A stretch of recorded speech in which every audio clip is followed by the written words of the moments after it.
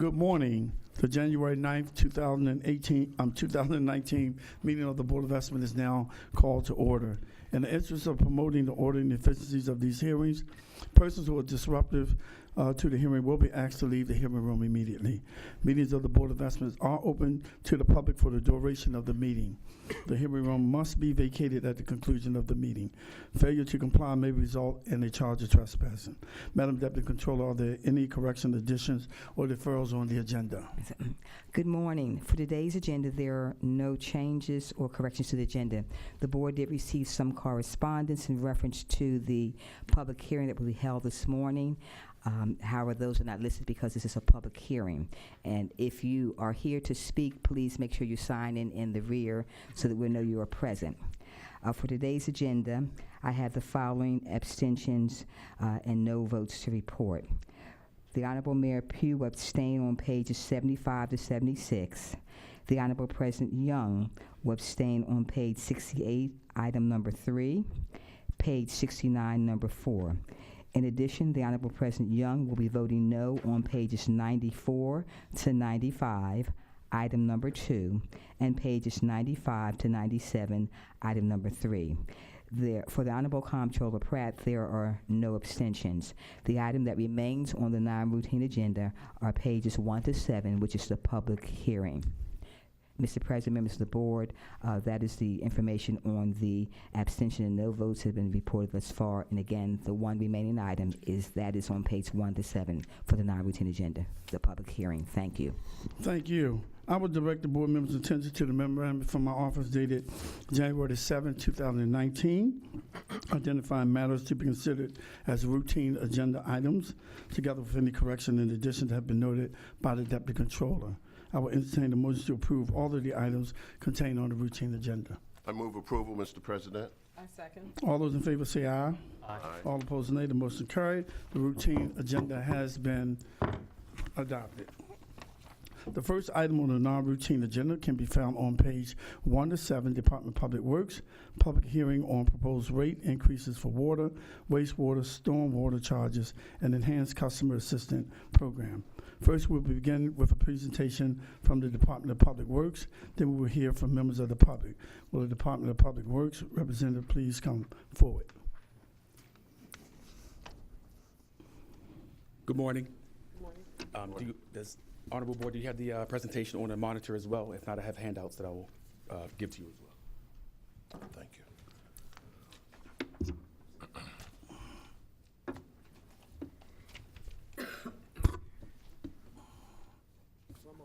Yep.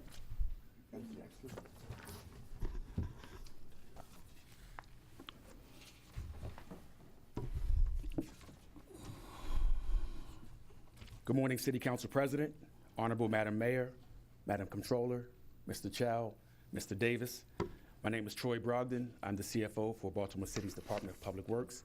And here today with me also in support, I have Lauren Swickey, our Chief Engineer, Byron Davis, our Chief of Customer Service, Paul DeSantis, Chief of Office of Legal and Regulatory Affairs, Marcia Collins, Chief of Legislative Affairs, and Mike Gallagher, Acting Bureau Head for our Division, our Bureau of Water and Wastewater. Honorable Board, I'm here today requesting your approval for the following agenda items. Our Enhanced Customer Assistance Program, also known as Baltimore H2O Assist, and to approve a rate increase for our utilities. That rate increase would be a 3-year bundle package. The effective date would be July 1st, 2019 for both requests. The proposed rate increase for the water utility would be 9.9% and 9% for the stormwater and wastewater utility. As you can see by the proposed customer water bill, that impact for a family of 3 would be about $9 for a family using about 6 CCF of water each month. 1 CCF is equal to 748 gallons, but let's be mindful that that could vary based on water usage. So it's $9, but it could be a little lower. The Department of Public Works mission statement is to support the health, economy, and environment of our city and the region by providing customers with safe drinking water and keeping neighborhoods and waterways clean. We are a regional utility responsible for servicing 1.8 million customers across 5 jurisdictions, including Baltimore City. However, we are relying on a 100-year-old failing infrastructure system in order to support that mission. That's why I'm here today, to request the board to approve the rate increase that will allow us to continue to address the decades of deferred maintenance and rehabilitation that's necessary for a $4 billion infrastructure system. Over the last several years, we have aggressively reinvested back into our century-old system, but with this proposed rate increase, we will be able to complete the requirements necessary to comply with the $2 billion consent decree and the MS4 permit. And more importantly, we will be able to further our efforts with our underground infrastructure repair work. Before I move forward with the rate increase, I would just like to show a few pictures that depict some of the progress of the work that we have, and I think it really gives a meaningful impact of the efforts that we're providing for the city, our customers, and the citizens. Here we have Back River.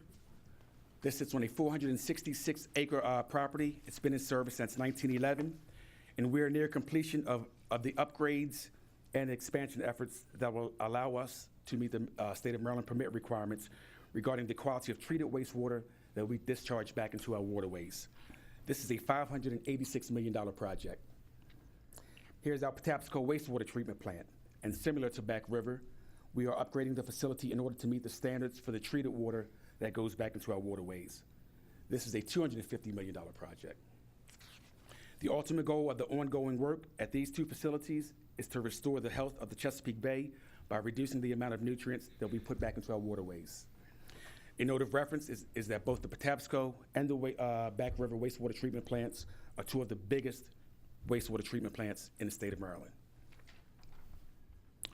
Here we have the Back River Headworks project, a $430 million project that once completed, 80% of the city's sanitary sewer overflows by volume will be eliminated, and the project will further reduce the basement backups.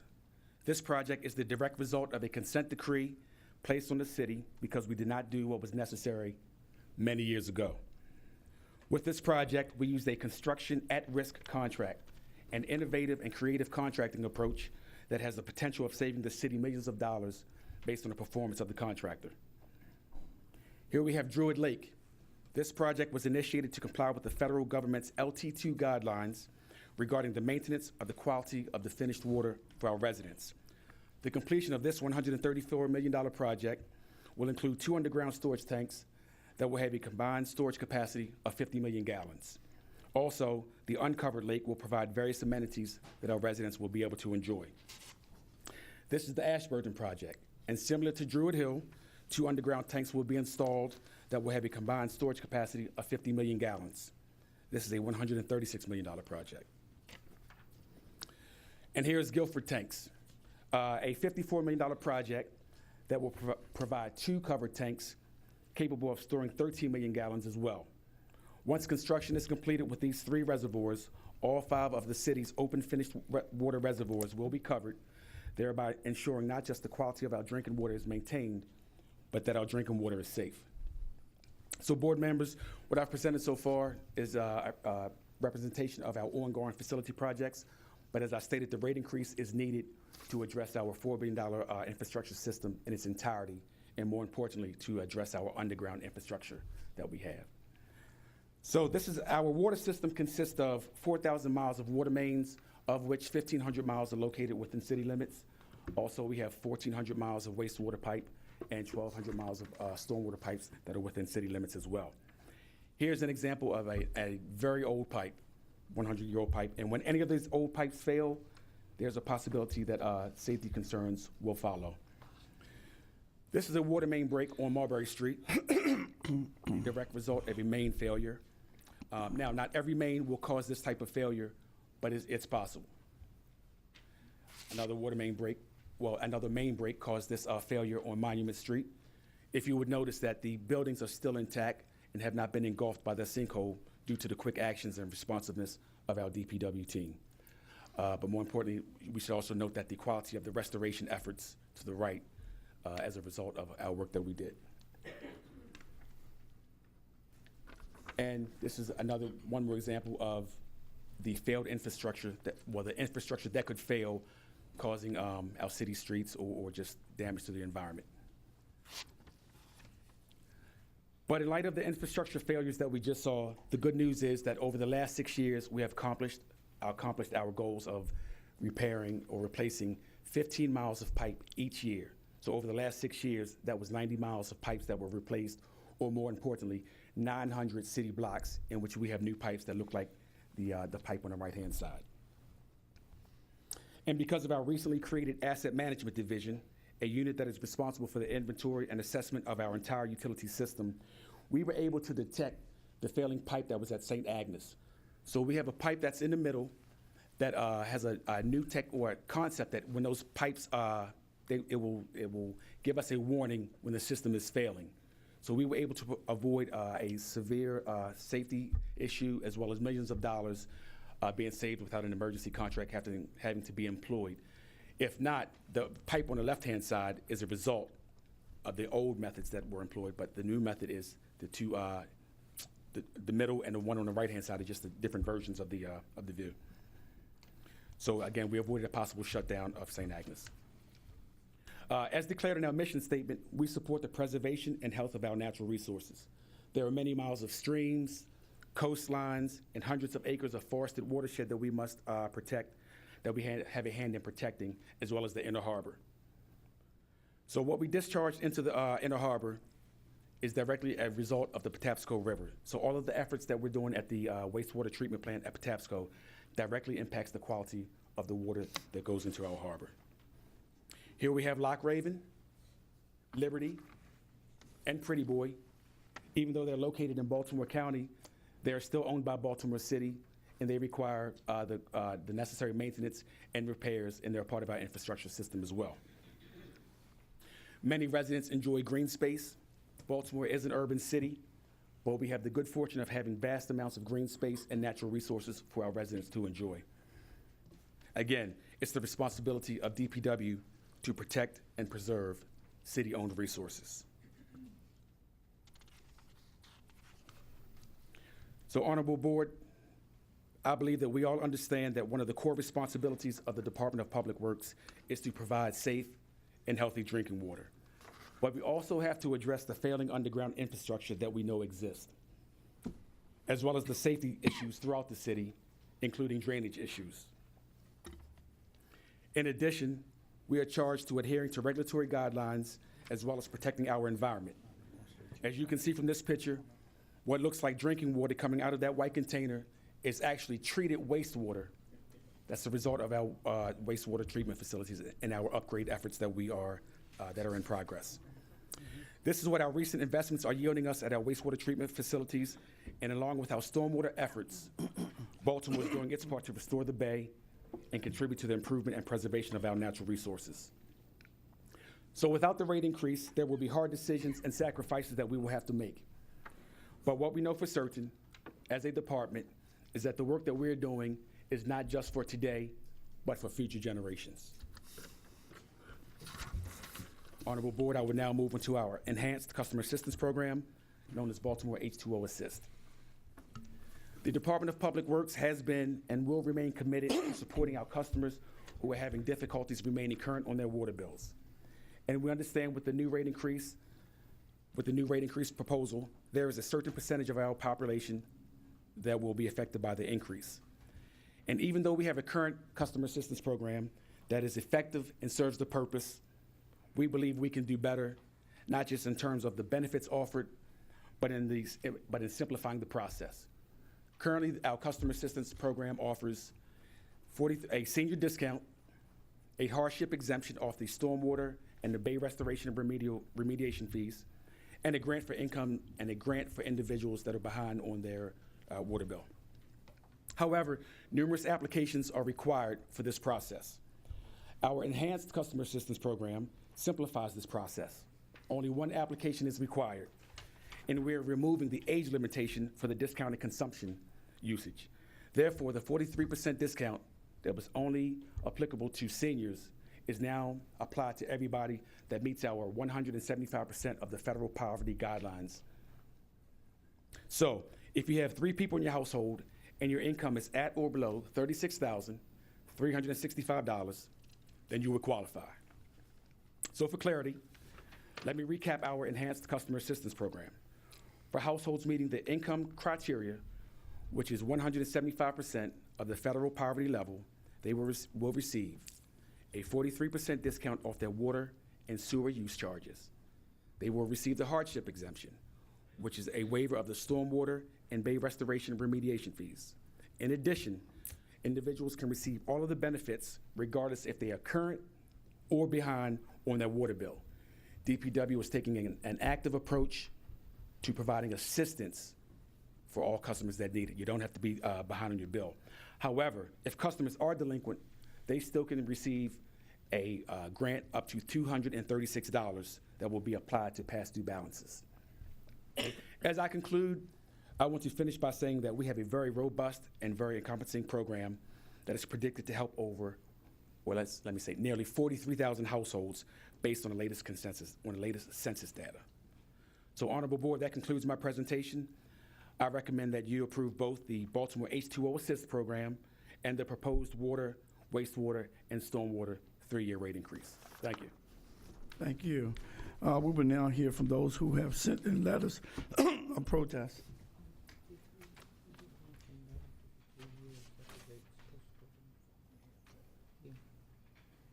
Yeah. I know that part of this proposal also is that after the 3 years, the rate goes down. Well, yes, ma'am. Those rates are still tentative, but it's predicted in the 4th year that the wastewater rates will decline, and then after another maybe 3 years that our water and stormwater rates may have a declining rate increase. Actually, we'll get to that. Okay. I'll wait till we get to that. We will now hear from those who have sent in letters of protest. Ms. Tracy Lingo, Mr. George Good Jr., and Ms. Molly Amster, in that order. Good morning. My name is Tracy Lingo. I'm the staff director for Unite Here Local 7. Local 7 represents roughly 2,000 hotel, gaming, and food service workers throughout Maryland. The Department of Public Works is requesting a 30% water rate increase over the next 3 years. We fear that the burden of this increase will fall on working people in Baltimore, including our members. Already, more than 1/3 of Baltimoreans are paying more than 3% of their household income for water. As working people are dedicating more and more of their income to water costs, we ask if large employers are paying their fair share. We've begun researching this question and have found that one hotel, the Baltimore Marriott Waterfront, has an outstanding balance of over $1.4 million. The city's website shows that the account at 700 Alisana Street, the address of the Baltimore Waterfront, with a current balance of $1,449,648.23 as of December 27, 2018, billing period. Against this 7-figure balance, the account made a payment on December 20th of only $813.91. The Marriott Waterfront is a large hotel, but compare that $1.4 million balance to the account at 300 Light Street, the address of the Hyatt Inner Harbor. That account has a current balance of $36,899.03, and its most recent payment was for $122,099.10. Why does the Marriott Waterfront, a similarly sized hotel, have a balance more than $1 million greater? The Marriott Waterfront's large balance on its water bill is yet another opportunity to ask whether Marriott is paying its fair share in the city of Baltimore. The Baltimore Marriott Waterfront, majority owned by Swiss investment bank UBS, opened in 2001 and benefited from a payment in lieu of taxes or pilot agreement. Under the terms of that pilot, the hotel is exempt from municipal property taxes for 25 years and instead pays just $1 a year. The pilot has cost the city's general fund an estimated $47 million in lost tax revenue since 2001. Marriott is the largest hotel company in the world and generated over $22 billion in revenue in 2017. Before Baltimore asks working people to pay even more for their water, the city should make sure that our largest and wealthiest employers are paying their fair share. Thank you so much for your time. Thank you.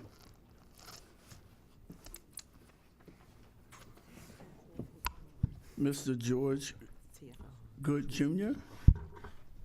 You here? Okay, Ms. Molly Amster.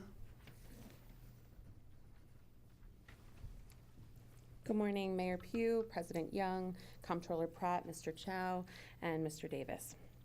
I'm Molly Amster. I'm the Baltimore Director for Jews United for Justice, a member of the Baltimore Right to Water Coalition, which represents more than a dozen organizations in the city representing thousands of city residents. Today, you're deciding whether to raise our water rates by 30% over the next 3 years. This is a substantial increase, and DPW further forecasted ongoing rate increases for the next decade, so that by July 2028, a typical Baltimore household will pay twice what they paid last year. On behalf of the coalition, I am here to request that you delay the proposed rate increase until billing issues, lack of due process, and affordability are adequately addressed, and a water rate study is made available to the public to justify the rate increases being sought. It is clear that our city needs more transparency and accountability in our water billing system, and as city residents, we deserve to know how DPW sets our water rates and why it needs to raise them. Water rate studies are best practice, and they are produced and provided to the public by water departments in the largest and smallest municipalities across the state. Baltimore deserves the same transparency. We deserve to see the numbers that justify this 30% rate hike proposed. We also need more accountability in how the Department of Public Works handles billing issues. There are widespread, persistent water billing problems in our city that have been well documented. Households and businesses across our community, from stadium authorities to churches to seniors, have been harmed by incorrect bills. They have struggled to get DPW to address their billing problems, and the effects are dire. Businesses, homes, and places of worship have been added to the tax sale list because of incorrect water bills. I personally have had issues with my water bill and struggled to get DPW to respond. This caused my mortgage payments to increase dramatically because my house was on the tax sale list due to my incorrect water bill. Further, renters are treated like second-class customers in the current system. Renting households have no way to dispute their bills or receive assistance without the written permission from their often absentee landlords. It's an immense hurdle for many of our residents. Currently, renters need approval from their landlord just to access their water billing data, and DPW's proposed assistance program would still require the property owner's written permission before a tenant could receive the discount. Renters make up the majority of residents in our city, and renting households have faced eviction here because of incorrect or unaffordable bills. Families have lost their homes, and communities have lost their churches at tax sale because DPW sent them an incorrect bill without a formal dispute resolution process to seek redress. This is inexcusable, and it's really a crisis. Increasing rates dramatically without a dispute resolution process would only make the problem worse. I want to thank the Council President for introducing the Water Accountability and Equity Act, which is co-sponsored by every member of the City Council. It would do much to address the issues and enhance the reliability and accountability of our water billing system. It would provide a consistent, fair, and neutral process to resolve water billing problems. It would create a real, sustainable water affordability program, providing vulnerable residents with a path out of water debt and forward-thinking protections. DPW's proposed affordability program would still leave many in Baltimore paying more than the 3% of their income that the United Nations Human Right to Water policy deems appropriate. Crucially, it would also provide a clear legal process for tenants to receive assistance from the affordability program and to dispute their bills. The city urgently needs to establish the protections in this bill, and a rate increase before it's implemented is simply unacceptable.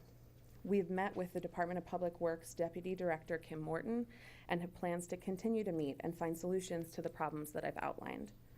That is why the Baltimore Right to Water Coalition urges the Board of Estimates to delay the rate increase until the Council President's Water Accountability and Equity Act has passed and solutions are implemented. We need the accountability of a dispute resolution process, the security of a robust affordability program, a guarantee that more people won't lose their homes, and a rate study so we understand the need for the increase. Greater accountability and equity in our billing practices would help to build trust between the Department of Public Works, the city, and our communities. We don't need rate increases. What we need is accountability now. Thank you. Thank you. The next person is Mary Hughes. If she could come forward. And she is the last person that have signed up to speak. Good morning, Mary Hughes. I'm just here on behalf of the residents of my community. And Dr. Child, I want to thank you again for coming to all of the community organizations that you came to when you presented this. Our biggest problem is you came and gave us no way as to how you got to 30%. We gave you suggestions as to you have what to can speak, be too. done according to, like, maybe even looking at the county increasing their rates. And you said that, yeah, maybe that's something to look at. It appears that what you said at the meetings, you did not take back and take seriously. And we also suggested, why do you need 30%? We know you need all these things to correct the water situation. But 30%, you never told us how you got to that. You never told us how other jurisdictions are handling their water rate increases. It's as if you had these PR meetings and nothing came of it. So you wasted our time by coming to us and not taking any of the suggestions. Accountability is top. We just don't trust DPW. And you know, I was looking at your mission statement and your vision. We support the health, environment, and economy of our city and the region by providing customers with safe drinking water and keeping neighborhoods and waterways clean. Neighborhoods are not clean. We're in one of the dirtiest cities in the United States. Crime is everywhere. And it's as if we, as citizens, are being penalized for staying in Baltimore City and trying to make it a great city. We don't want this increase. We want you to go back to the drawing board. We want you to look at the figures. We want you to do some comparisons of other areas and how they're handling it. We've had bills that have been absolutely ridiculous. And now you're going to come to us and give us a 30% increase. We oppose it. We are against it. And we're hoping that the board would delay the decision. Any comments from anybody? Okay, any comments from board members? Yeah. Controller Pratt. Mr. Brogdon. Turning to page 5 in today's agenda, Exhibit 1, it is forecasted that the water charges will decrease from in fiscal 2026 to 6% and then to 3.25% in fiscal years 2027 through 2029. What are the factors supporting the forecasted decreasing rates? The factors supporting the decreasing rates is that the heavy lifting that's in progress now, some of the major facilities that we're doing will be completed, and then we will move into the infrastructure. So and then our 6-year capital improvement program has a declining need for the capital investment. There's still the need that we have maintenance, but the heavy repair and rehabilitation subsides in those out years. And so that's the same for, because also in your chart, you have decreasing rates for wastewater, stormwater, and so that's, Yes, ma'am. you believe that they will decrease because of Right. what? And we also have the consent decree, the $2 billion consent decree that will be coming towards the end. So there's some the heavy lifting that's being done again now will slowly taper out or level out in the out years. Okay, I have another question. In August 2016, projections were based on 7 CC per household, CCF household per household. Today's projections are based on 6 CCF households. Explain why there are 2 different cubic foot projections from 2016 through today. You're saying from the 1 CCF, so today's our projection for the household of 3 It's one less. was 6 CCF. Yes. Right. That's just based on, I guess, previously we had quarterly water bills, and now today we're monthly, but we also have better information. So we do an annual study that comes up with, so what you refer to as out-year projections, every year we have a study that's done by our financial consultants that determines what the rates will be and the amount of consumption, and that's the consumption based on Baltimore's usage. So if the usage is decreasing and citizens are using less water, when does that translate into a reduction for households? That's based on household usage. Right, I understand that. So we're using less. Yes, ma'am. Because we're trying to conserve water because we don't want our water bills to increase. But that's a variable cost. So shouldn't that make the rates go down? Okay, so with the proposed, the program that we have in place for the pipe replacement, that's part of the construction or the efforts that still have to continue. So Right. that's 15 the miles. fixed cost. That's the fixed cost. Yes, ma'am. Okay. So we have the administrative fee on the bill, we have the infrastructure charges that are on there, and that's the volume that's really controlled by the customer. So if you have a household of 3, but they use 10 CCF, your water bill is going to be a little higher. But at the same time, the application of the water bill, we still have to maintain the reservoirs.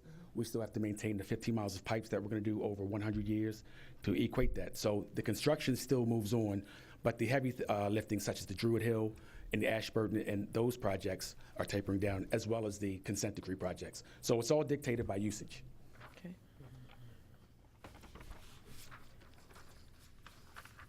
Is it? Any other questions? Madam Mayor? Yeah, just one thing. On the projections to reduce the water bills, what is that based on? You said the projections to reduce the water bill? Reduce them in 3 years. What is that based on? Oh, again, that goes back to the capital, our capital improvement program, and as well as, and that's why we had the heavy lifting, the projects that are going on now, because those projects will come to an end, and then it'll be more of a steady state where we're doing the pipe replacement. We still have some other major repairs and drainage issues to address, but the capital program is steadily coming down from a $1.7 billion program to about a $1 billion program, and eventually we'll see that just as a steady state. That's just the normal cost of maintaining a $4 billion infrastructure system. Yeah. Thank you. Any more questions? Okay, I will entertain a motion. Are we gonna do them separately, I guess, or are you doing them as a package? Okay. We can start with the first one that does not have the discount. We'll start with the increase. All right, I will move, Mr. President, to approve that component of DPW's requested increase. In doing so, Mr. President, I want to state clearly for the board members that the law department gives no industrial or commercial user, consumer a pass. The law department is aggressively seeking payment of every penny that's owed to the city for water and sewage usage, and that I will report back to the board seasonably on our efforts and with respect to the specific user who was mentioned this morning. I will give a full report to the board. At the same time, Mr. President, the law department is working very, very carefully with individuals to keep residential properties out of tax sale. And we have bulked up our customer service efforts to work with people, to create payment plans, and to provide other customer assistance to every resident in Baltimore City, no matter what the income is, and to look into and investigate thoroughly any claims of excessive billing and so on. And we work very closely with our friends at the Department of Public Works to make sure that fairness and equity is achieved. But with that, I move approval of the first element. Second. All those in favor say aye. Aye. All opposed, nay. Nay, I would like to state that we as the Board of Estimates must consider the impact that these rate increases will have on our citizens. In my opinion, there is an open question on whether these rates are justified. This is the third set of 3-year rate increases. I'm voting no on the proposed water, wastewater, and stormwater rate increases for the next 3 successive years. The Department of Public Works and its Water and Wastewater Bureau has not demonstrated to my satisfaction that the rate increases for providing these services are valid. At the August 31st, 2016 Board of Estimates meeting, I asked the Department of Public Works to provide data which compared the proposed rate increase for fiscal year 2019 with the actual results of operations for fiscal years 2017 and 2018. The deadline for submission was September the 30th, 2018. However, that information has yet to be provided. When the Department of Audits began their most recent review, the information was again requested but not received. I do commend the Department of Public Works for designing and planning to implement the Baltimore H2 Assist program for those citizens that qualify for the program. However, many citizens will not qualify and will experience a financial hardship as a result of the proposed rate increases. Per the administration, all users are now being billed, which is a welcome change. It is my expectation that as a result of all users now being billed and additional revenues collected, the proposed rates should now decrease or at least remain at fiscal 2017 levels. This is why the Department of Public Works must provide the relevant supporting documentation and information as requested for the purpose of assisting the board in making informed decisions on future rate changes, whether they should increase, decrease, or remain the same. Madam Mayor. Yeah, let me just be real clear, because I've stood in neighborhoods where cars have been flooded and apartments have been flooded and houses have been flooded and seniors have been begging for fixing of these water pipe systems for decades before I got here. And it is, we can't keep kicking the can down the road, and that's what we continue to do. If we'd have done what we were supposed to do 15, 20 years ago, we would not be sitting here. It's unfair that rates have to increase, but at the same time, it's also unfair that people have to suffer. Children have to suffer. Buildings have been flooded, schools have been flooded, children have had to leave school because pipes are breaking. Nobody should have to undergo this. And, I think we should take the responsibility to do what needs to be done and stop kicking the can down the road. We've done it for much, much too long. And bringing these rates down are important. It's important to every citizen here who exists in the city, whether they're a renter or a homeowner. But the neglect that this city has done for the infrastructure over decades has been unconscionable. But let me also say that citizens deserve to know every reason why rates are increased, and audits should be done so that we can know about them. But at the same time, I am not going to be sitting here and watching citizens every single year go through what we have been going through.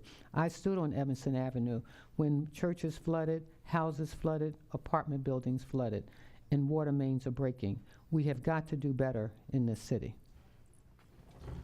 Thank you. I voted no on today's water rate increase because I'm concerned about the way it will impact those least able to pay. I appreciate DPW's effort to find a solution, but we are still not there. Water rates have risen through the roof over the last decade, and I have voted no on every increase. I recognize the city's infrastructure needs are severe, but our citizens cannot continue to be asked to foot the bill for all of the work. We have worked tirelessly to come up with solutions. I've worked with the department to increase the senior discount program and the low-income water assistance program. I have consistently reached out to our federal government for federal assistance with our water infrastructure needs because these are EPA unfunded mandates. And most recently, I've introduced the Water Accountability and Equity Act to provide a consistent, fair, neutral process to resolve water billing problems for everyone, especially those who are at least able to pay. The legislation offers a real affordability program, provide a path out of the water debt, and offer forward-thinking protection. I believe we can work together at all levels of government to come up with solutions. As an elected official, it is my job to make sure that every single Baltimorean has access to safe and affordable water. And we will continue to work with the advocates and with the Department of Public Works and the administration to come up with a solution that everyone can live with and be happy with. I vote no. Baltimore H2 Assist Program. I entertain a motion. I move approval, Mr. President. I second. All those in favor say aye. Aye. All those opposed, nay. I'm going to abstain because of my Water Affordability Act that we're going to have a hearing on. So therefore, I'm taking no position on this one. There have been no more business before the board. I have a, Mr. President, I would like to make a motion that In the future, as requested in August of 2016, the Department of Public Works provide to the Board of Estimates not later than 90 days prior to proposed rate changes, information and supporting documentation on all actual costs, revenue generated, and the reserve accounts for water, wastewater, and stormwater for the prior 2 years, and in this case, fiscal 2020 and fiscal 2021, which will allow the board to make an informed decision on future rate proposals. And I'd request that if you're not getting that information, that you share that information with the mayor, because anything that you ask for, you can be assured that you will get. There was a motion. I'll second the motion. All those in favor say aye. Aye. All opposed, nay. The motion carried. There have been no more business before the board. We recess till bid opening at 12 noon. Thank you.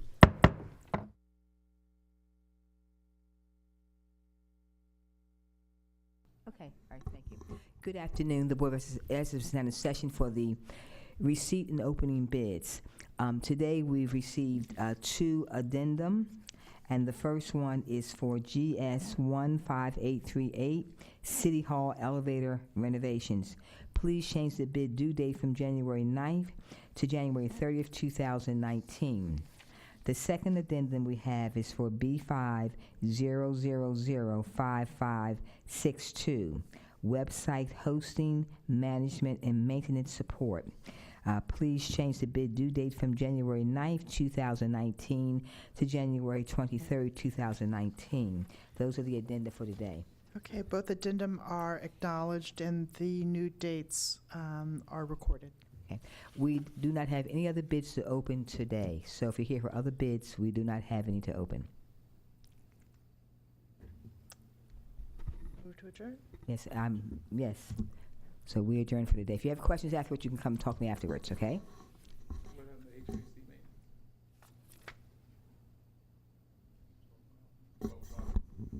Okay, let me check and see. You have a HVAC maintenance bid?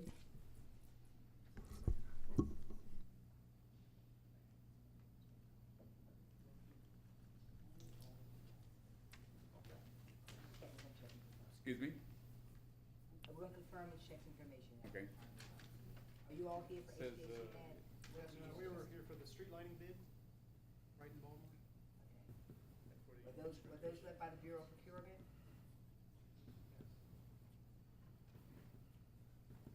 Yes, sir. I was here for the instrumentation bid opening. That one should be open.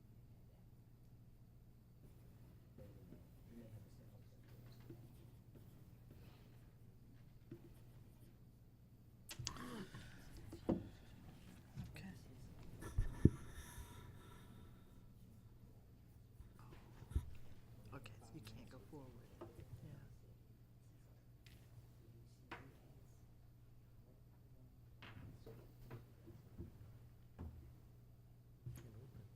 Okay. I apologize. What has occurred, I'll tell you the ones that we have received information for and and why we're not opening them. Well, you're not? Why we're not. Yes, just a moment, sir.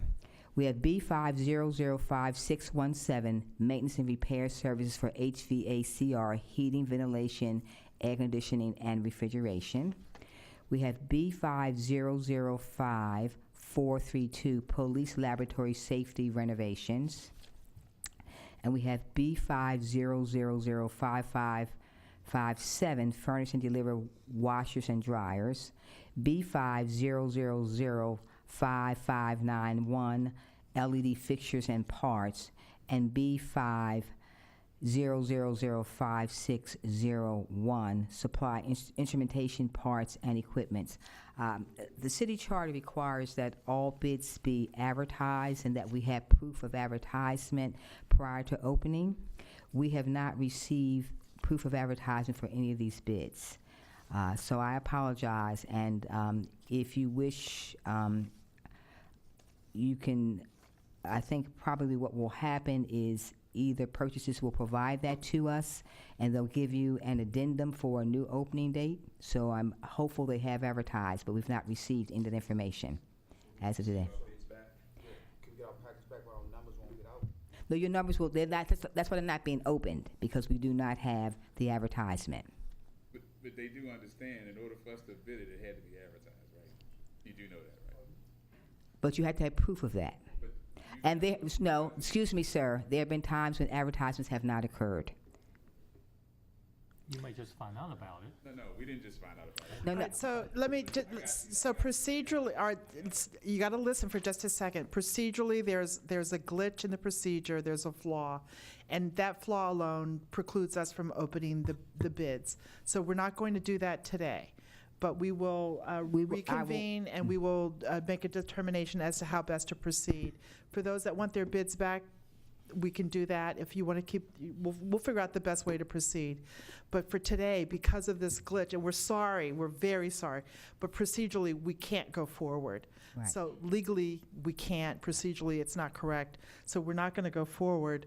But as always, we can give you a call, or you can give us a call and talk about the next steps and how best to proceed. We're sorry. We're very sorry. yeah, But it's not your fault. It's not, a fault-finding issue, but it's one that does keep us from going forward, so we apologize. yes, sir, you had a question or comment?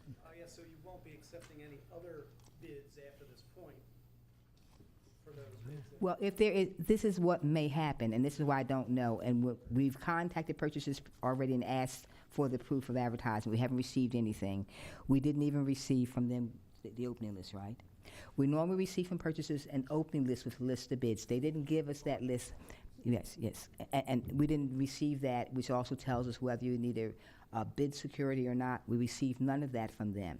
So purchasers will have to give us the answer as to whether they have followed all the proper procedures or not. But since we can't open today, they will probably issue an addendum changing the due date to the next week. And then at that point in time, they always advise you, if you wish, to pick your bid up, you may, because you'll need to acknowledge the addendum.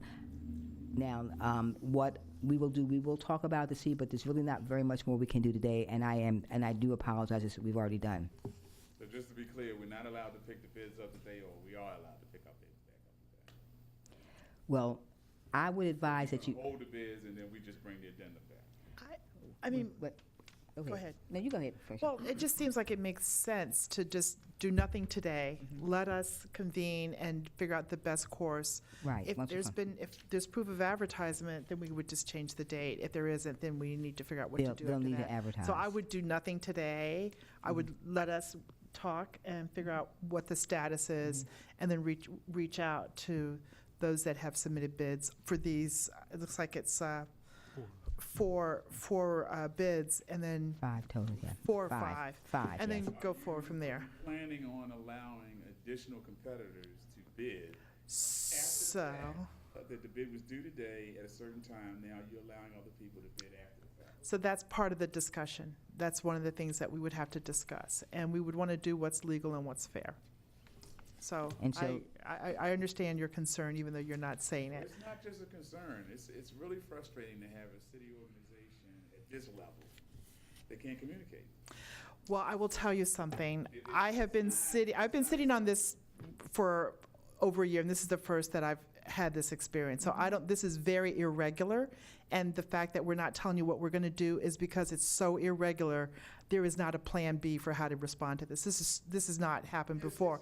It's not acceptable to have the government, who we pay, treat us like this. That's what I'm saying. It's not you. I'm not aiming my argument with you, but it needs to be chambered in such a way that they understand both the frustration, the cost, and the total analysis We of do. the process of what has Yeah. happened. You Right. cause people to do some things out of discourse, out of order, to get down here to be confronted with, I don't know, and I can't help you, and I can't tell you what to do. Well, We that's wanna not. figure it No, That's not what we're that's saying, not the and answer. That's not fair of you. That is absolutely not fair of you to say that.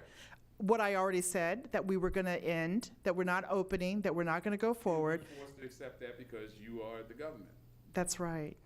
I mean, if that's how you feel, then that is the answer. But how wrong would it be to make up a response on the fly? That would be horrible. What's wrong That would is be that horrible. happened in the first place. Well, Well- you know what? There's a lot of people that are involved, and they're not in this room. 1600 Pennsylvania Avenue that thinks the same way. Well, no. That is so wrong, and that is so unfair of you, sir. I don't even know your name, and you don't know me. Well, Alfonso Washington, that is so wrong. And I really ordinarily wouldn't even respond to something like that, but to be equated to 1600 Pennsylvania Avenue, that's a excuse me, little sir. bit beyond the pale. All right, so this is done. We're done. Thank you for coming. We will get back to you and go forward. We appreciate everybody for being So here. respectfully, we do understand the limit this chart causes for you, and we will try to get it resolved. Thank you.